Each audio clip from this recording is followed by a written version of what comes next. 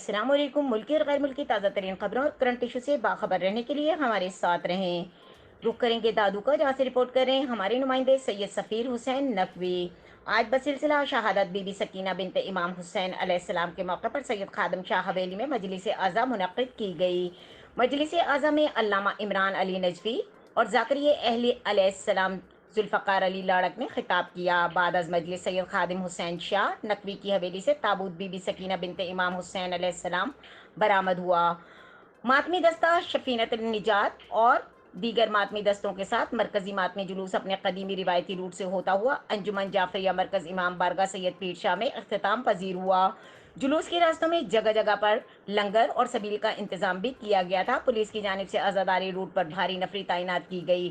شہر کے داخلی اور خارجی راستوں پر پولیس کی بھاری نفری تعینات کی گئی۔ آخر میں ملک اور قوم پاک فوج اور مظلوم کشمیریوں کے حق میں خصوصی دعائیں بھی کی گئیں، نیاز تقسیم کی گئی۔ مزید خبروں اور اپڈیٹ کے لیے دیکھتے رہیں کے نیوز چینل انٹرنیشنل۔